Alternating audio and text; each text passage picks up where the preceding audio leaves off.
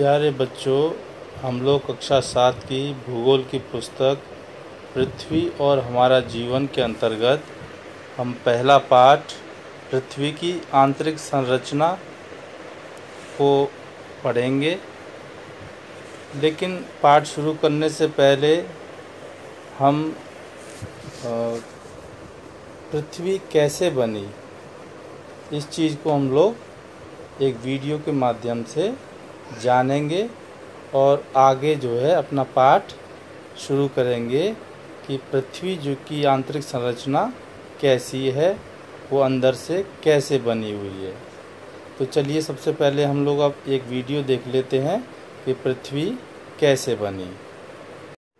यह जो आप ऊर्जा देख रहे हैं, यही है हमारा नवजात ब्रह्मांड। आने वाले समय में जो भी कुछ होने वाला है या जो भी कुछ होगा, उसकी शुरुआत यहीं से हुई है। यह ऊर्जा का स्रोत अभी तक एक परमाणु से भी छोटा है, लेकिन यही बनेगा इस पूरी कायनात के निर्माण का कारण। वैज्ञानिकों को अभी ठीक से इसके कारण का पता नहीं है, लेकिन वह सिर्फ इतना बताते हैं कि किसी वजह से इस ऊर्जा के स्रोत में अचानक विस्फोट हो गया।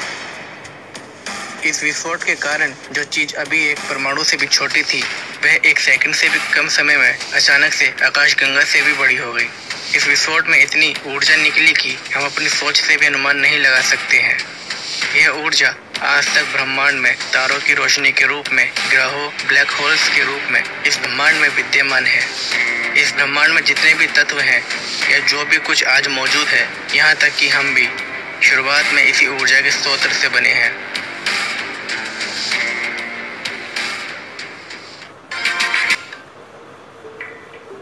इस विस्फोट के 3,80,000 साल बाद जिस पहले परमाणु का जन्म हुआ, वह था हाइड्रोजन। और यह हाइड्रोजन ही बनेगा इस ब्रह्मांड के निर्माण में सहायक। हाइड्रोजन के इन परमाणुओं में ग्रेविटेशनल फोर्स ने अपना काम करना शुरू कर दिया। इन परमाणुओं को इन्हीं की ग्रेविटी लगातार दबा रही थी। 300 करोड़ साल बाद जब इस ग्रेविटी का दबाव इतना बढ़ गया कि इन परमाणुओं का तापमान 17 लाख डिग्री के आसपास पहुंच गया, तो हाइड्रोजन के परमाणु आपस में टकराने लगे, जिसके कारण एक नया तत्व बना जो था हीलियम। इस हीलियम से इतनी ऊर्जा निकलने लगी कि पूरे ब्रह्मांड में प्रकाश ही प्रकाश हो गया और इस तरह हमारे सामने आए तारे। इससे पहले के समय को डार्क एजेस भी कहा जाता है, क्योंकि इससे पहले ब्रह्मांड में केवल अंधेरा ही था।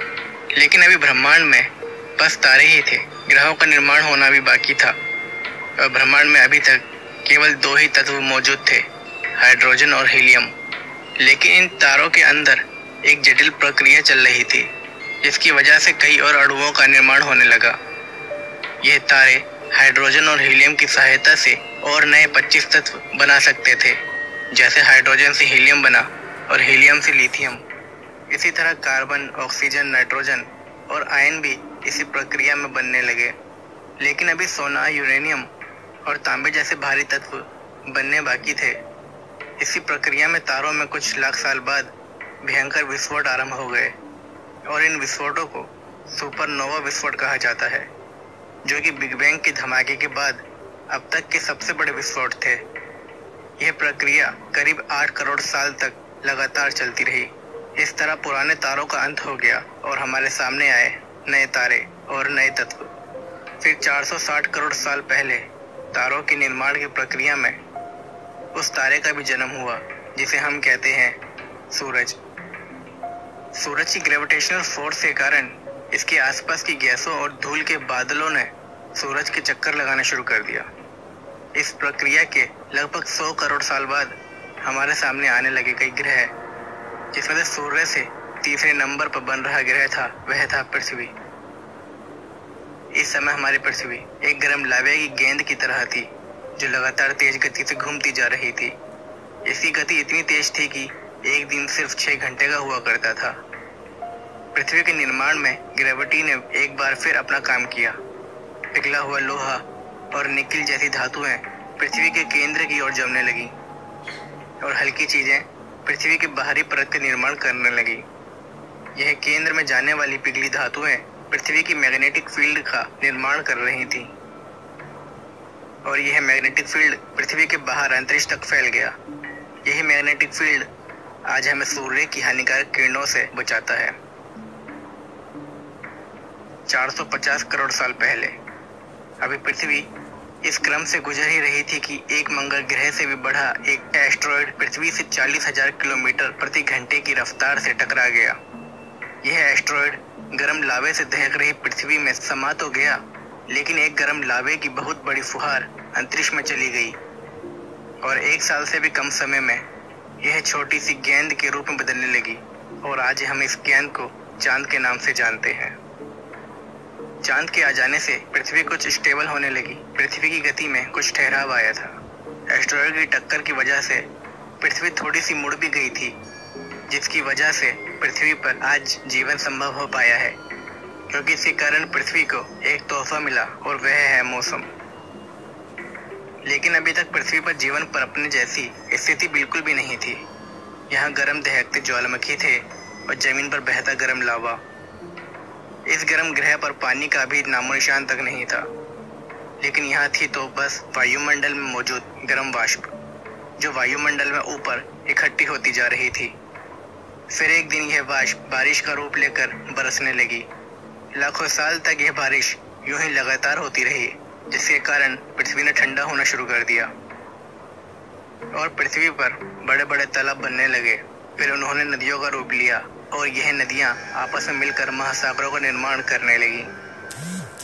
इतने सालों में चांद की ग्रेविटी ने पृथ्वी की घूमने की गति को कुछ धीमा किया और अब दिन 24 घंटे के होने लगे थे।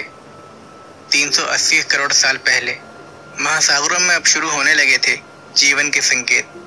महासागरों में हाइड्रोजन, ऑक्सीजन, कार्बन और नाइट्रोजन जैसे तत्वों ने जीवन की उत्पत्ति के लिए समीकरण बनाने शुरू कर दिए थे और इस तरह पानी में सूक्ष्म जीवों की उत्पत्ति होनी शुरू हो गई और इस तरह सागर में बना पहला डीएनए।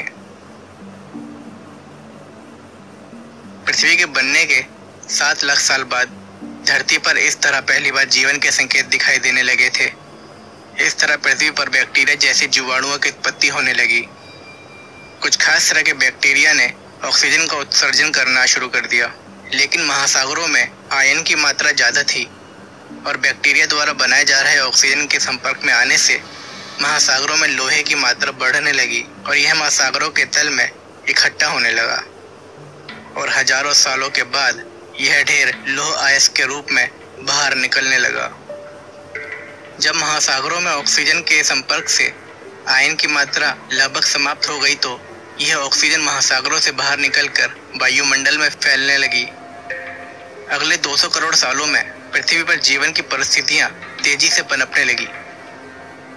अब आसमान नीला दिखाई देने लगा था। पृथ्वी पर महाद्वीप उभर कर सामने आने लगे थे।